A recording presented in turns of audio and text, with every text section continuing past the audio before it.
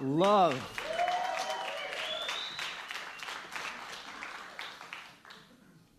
Thanks, you messed me up. I'm just kidding.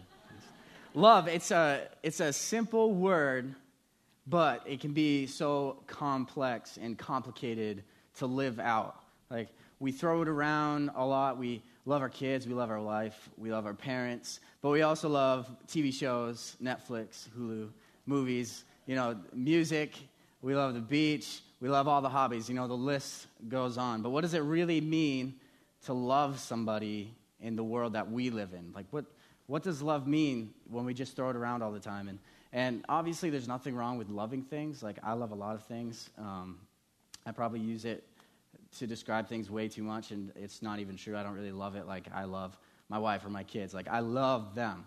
But what does it mean in our world? The latest movement in our generation is that love is just accepting everyone, accepting everything everyone does as right, and, to each his own.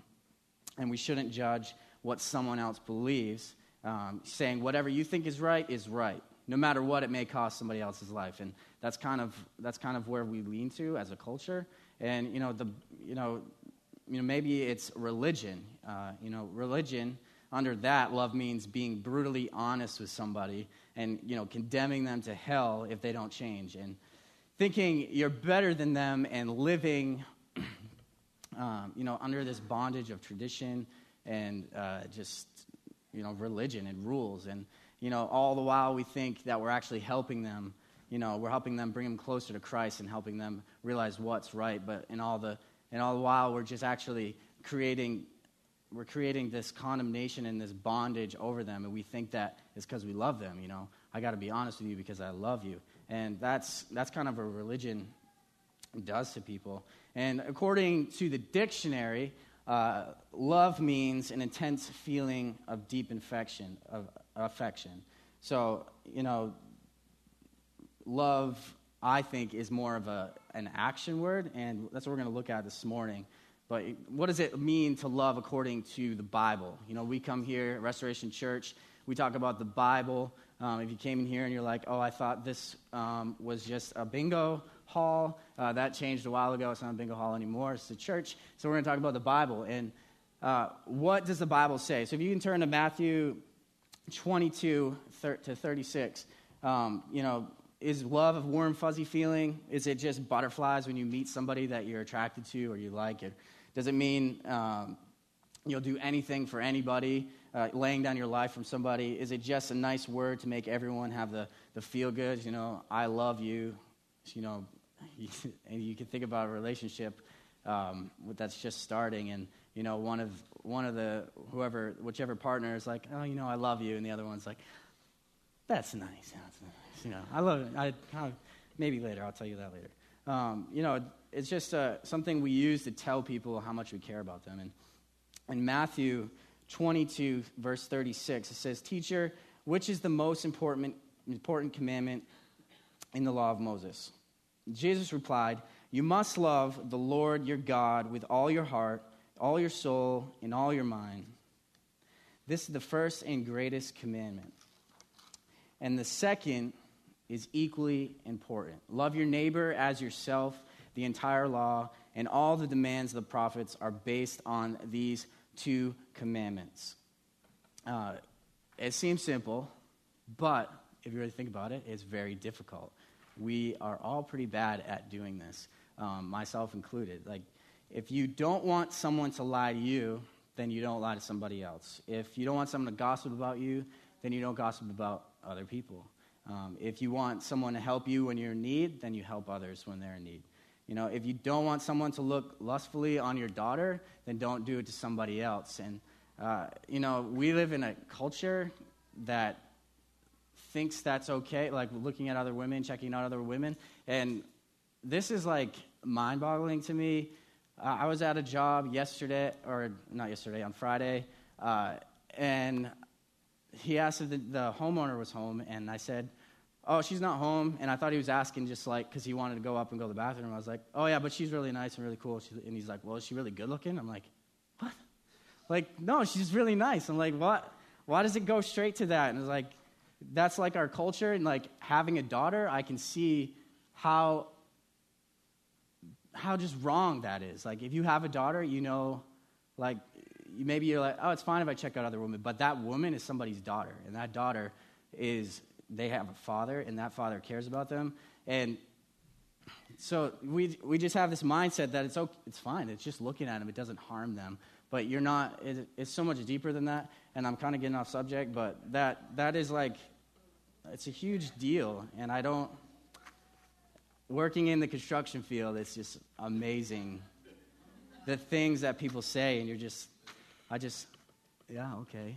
What is wrong with you?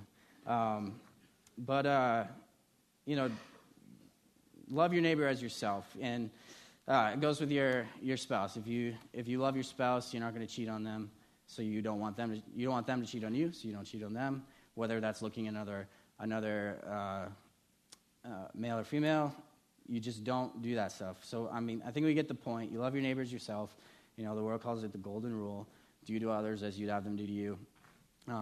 We learn this as children, and it's nothing new, but we're really bad at it. And we can all look at our lives and see that there's something that we're not very good at loving. And, I think gossiping is one of the biggest ones that we just overlook, and we don't realize. I think a lot of times we don't realize we're doing it. And I catch myself doing it, and you have to just stop yourself. And if you're in a moment where someone's gossiping about somebody, I encourage you to speak up. It's going to be super awkward, and they might get mad at you, but stop them, because it's not biblical, and it's not love for someone to do that. But so the very basis of how we love is love yourself. I mean, love your neighbor as yourself, and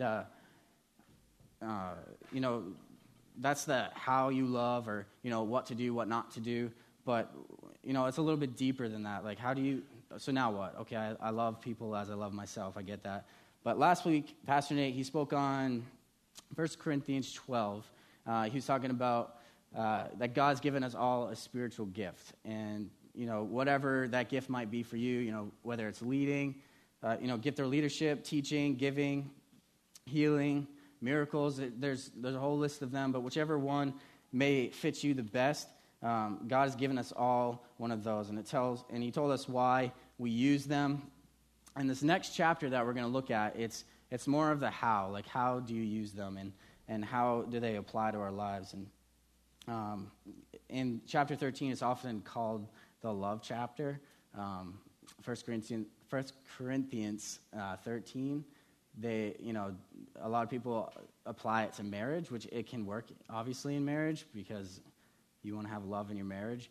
But what Paul was talking about here more is about spiritual gifts and how to use them, and through leadership, and to do it through this lens. So there's chapter 12 and chapter 14, and chapter 13 is what kind of holds them all together. It's like the glue that holds the two pieces together.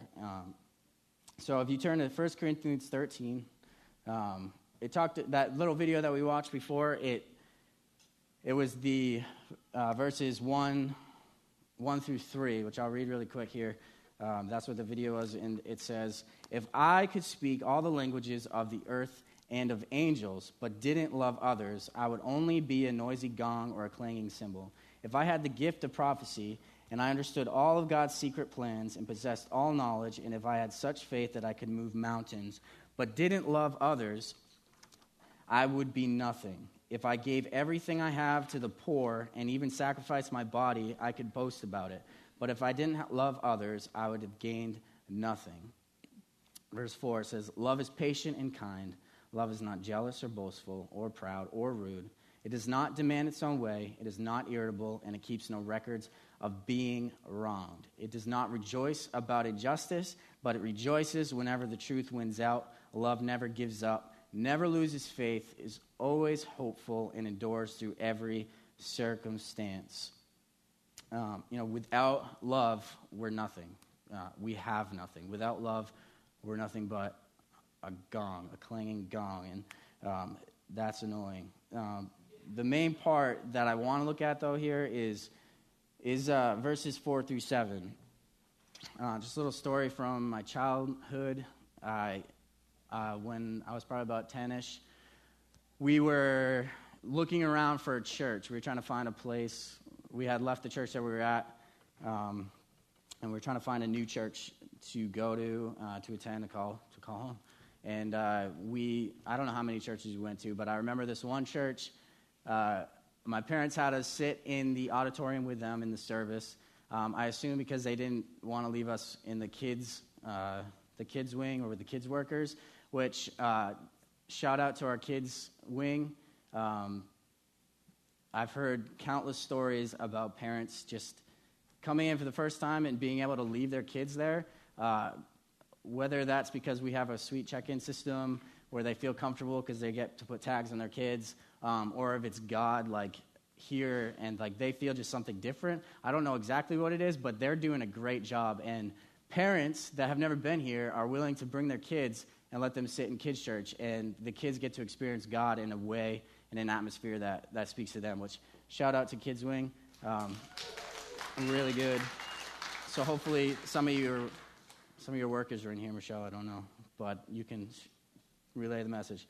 But anyway, we sat in the service with my parents, and I remember the worship, and it was like I think it was like a more gospel-y church. I remember them being super excited. There was a big choir on stage, just everyone kind of dancing around on stage, which was cool. There's excitement, and there's excitement in the air. Everyone seemed to be enjoying what they were doing and that they were a part of it. So then that all went down, and then all of a sudden the pastor gets up, he starts talking, starts preaching, and I heard a baby crying, which I didn't think much of it. I don't really remember that much, but there was a baby crying, and I remember another mother or woman getting up to help this mom with the baby and grab all her stuff so she could go out of the sanctuary. And then all of a sudden, the pastor just stopped out of nowhere and started yelling at the mom, or the woman that was helping the mom, get all her stuff. And he basically just told her to sit down and to not help her and to get the baby out. And I was 10 years old, and all I could, what just happened? Why did that just happen? Why did this guy just freak out at this mom that has a baby? Where's the breakdown? I'm 10 years old, and I already don't like the guy. And,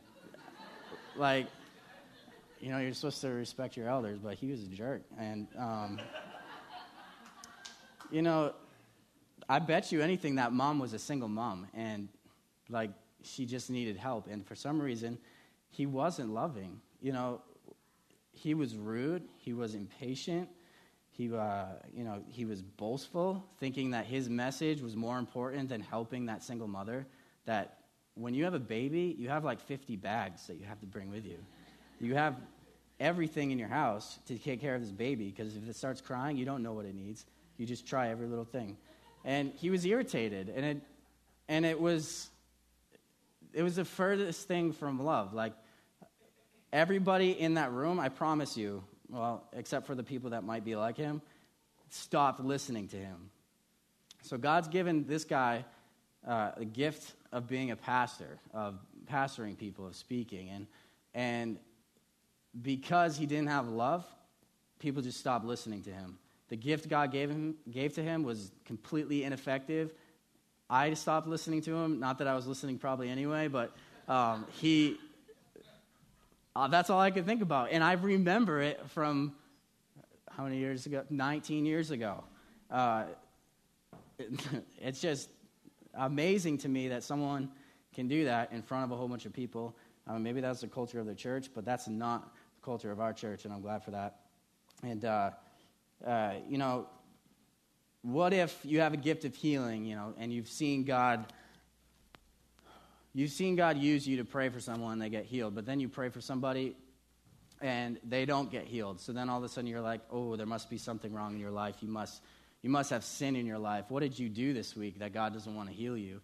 And that person now that probably doesn't know Jesus, or maybe is weak in the faith, or maybe they've been following God for a while, they all of a sudden think they're not worthy and that God doesn't love them. And even worse, they don't think that God's real anymore, because you just took love out of the equation. You prayed for them, but then you pointed it back at them and said that you're not getting healed because of something you did.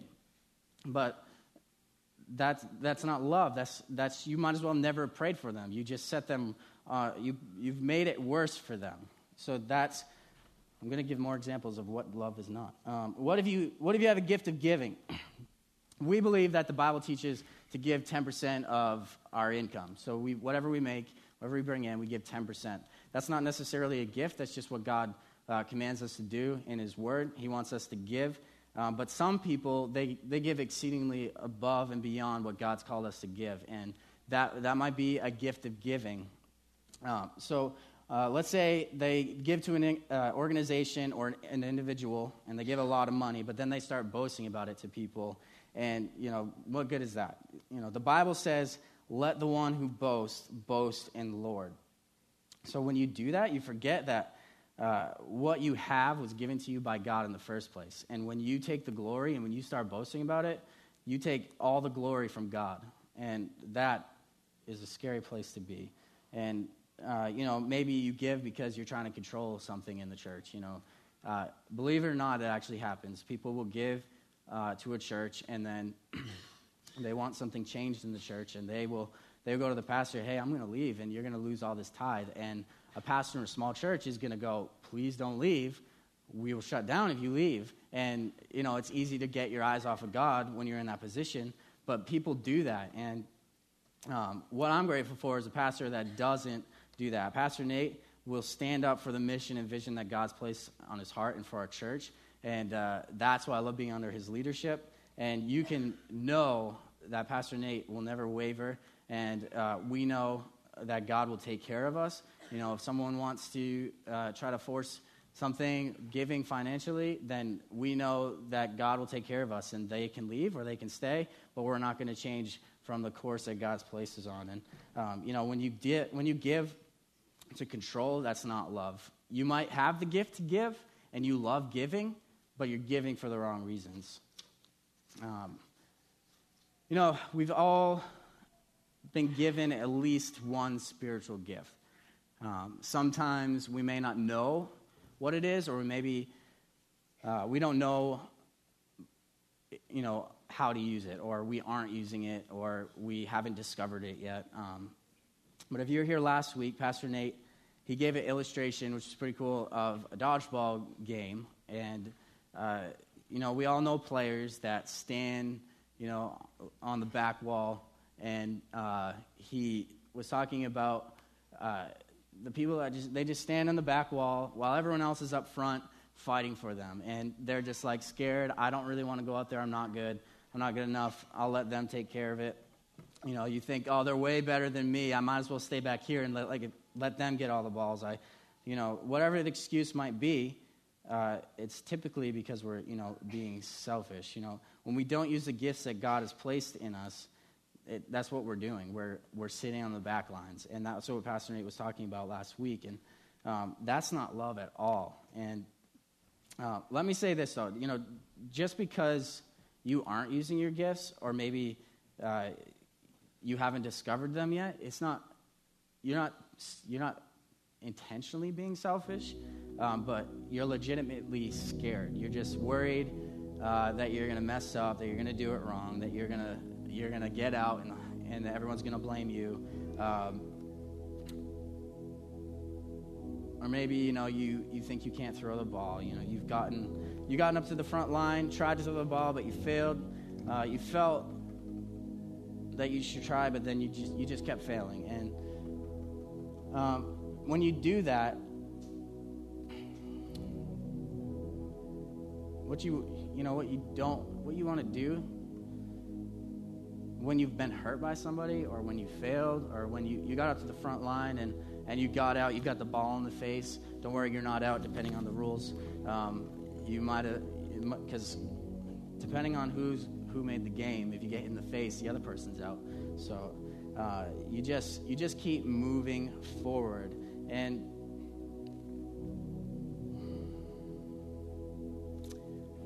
what do you do in a situation where you've been hurt by somebody, or you've been hurt by a church, or you served before and you just felt like you got taken advantage of, or you've used your gifts before and it didn't turn out how you thought it would turn out? What do you do when someone's hurt you? You just love them anyway. That's what Jesus did. And, when he was dying on the cross, he said, God, forgive them, for they know not what they do. He never held it against them. He never gave up. He kept moving forward. And this one quick thing is love doesn't mean that you have to accept everything and everyone that everyone does as right. Our culture says if you don't agree with everyone, then you don't love them. It's just not true. And if you can love someone, you can love someone and still disagree with them. If you don't care about someone enough to speak what you believe to be truth, then I would suggest that you don't really love them in the first place. And you might not share it with them because you're afraid of how they'll react, or you're afraid of what will happen. But to speak it with love and not tell them that they suck and not tell them that they're wrong, you just say, this is what I believe, and you can believe what you want to believe, but this is what I believe, and this is why I believe it. I still love you. I will never hate you. I will always be here for you, but you still love them just like Jesus did. And, back to the dodgeball thing. Maybe you aren't that good at throwing the ball, but you're really good at catching it. So get up to the front line and catch every ball that comes at you. Maybe you aren't good at catching the ball, but you're good at getting the ball for everybody else. So grab the ball, throw it to someone that can throw. Maybe you're really good at dodging the ball. Get up there and be a decoy.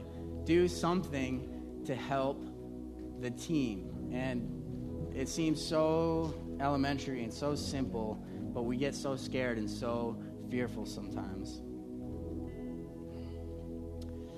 If God is leading you to do something, I just encourage you, even if you've been rejected or pushed down, don't give up. Don't give up. God has a plan for your life, and you're going to do something, and you're going to fail. The first time I preached, I didn't feel like I did something great. I felt like I got hit in the face with a dodgeball. And, it's what you do when God calls you to do something. Don't stand on the back lines. Get up, work harder than anybody else, develop the gifts that God's given you. Never give up, because love never gives up. And if you're going to stand on the back lines, just know that when you don't use the gifts that God's given you, you're not loving people in the way that God's called you to. And that's not a condemning statement, but that's when you do what God's called you to do, it's fulfilling, and it gives you hope, and it gives you joy. And it's going to be scary. I promise you that when God asks you to do something, it's not going to be something you want to do. And it's not because God's just likes to torture people and is like, I'm going to make you talk in front of people. I'm going to make you sweep the floor. I'm going to make you be a greeter at the front. I'm going to make you give. And it's not, he knows how you're wired. He knows you better than you know yourself. And God wants more for your life than you could even imagine. And for me, I want to follow God. I was at a wedding last night. I hate dancing. I hate it so much because everybody looks at you. And my wife likes to dance, and her whole family loves to dance. And it's like, I like to dance like around a couple people as a joke, like just for fun. But when you're around a whole bunch of people you don't know, I don't want to dance. And the reason I don't want to dance is because I'm fearful. But when I can just get over myself and just have a little bit of fun, you don't have to be all weird about it. And some people dance in way strange ways, and you're just like, just you stay over there, I'll stay over here. And it's fun though when you get into it. And last night I had to tell myself, why am I not doing this? I'm not doing it because I'm scared. It's not because I don't think I should. Like, people dance in the Bible all the time. I have to get myself out of this comfort zone. And you're like, well, who cares about dancing? Dancing may have nothing to do with my life, and I'm never going to be a professional dancer, but it's something that I'm afraid of. And what I've always tried to do in my life is face the things that I'm afraid of and do them anyway. And it's not easy. I felt like an idiot the whole time, but every time I do it, it's a little bit easier because I know what she likes, I know what her family likes, and I want to do it for her because she likes when we can dance together. Slow dancing's easy because you don't really have to move that much, but they didn't play any slow songs last night, so that was horrible. But when God has called you to do something, stop letting fear stop you, because you're making fear greater than God. God's called you to do something, you have to do it. There's no buts. I'm not dancing, no. Maybe later. I'll get better. I'll take lessons. But you've got to do it. God's called us all to do something. We've all gotten hit in the face. We've all gotten out. I bet you almost all of us have played dodgeball, so we can all relate to it. We've all gotten out. But guess what? The game starts over after the round's over, and you get to get in again, and you get to try again. And every time you get a little bit better, and every time God will do something more amazing. And I don't know what it is for you. I know things that God's called me to do, and I'm never going to let fear stop me. It might stop me and hold me back a little bit, but I'm going to keep moving forward and do the best that I can, and I'm going to give God all the glory for it. And I don't know what it is for your life, but we're going to take a moment. We're going to pray, and I'm going to pray that God speaks to you. And some of you already know what it is. You know what God is talking to you about. You know where God's leading you. And you're letting fear stop you. You're letting situations, excuses, your job, people in your life, you're letting things stop you. And I would encourage you not to let that happen. So let's take a moment. Let's pray. Let God speak to you. Just be silent and let God speak to you. I'm going to pray, and then we're going to just sit here for a minute, and we're going to let God speak to all of us. And I would encourage you to stay off your phone. Don't think about what you're doing this afternoon. Focus on God. Focus on what He's leading you to do. God, we thank you for your church. We thank you for your word, God. We thank you that you lead us. You lead us to be better. You lead us to be better stewards of your word, God, and of your church and the people that you put in our lives, God.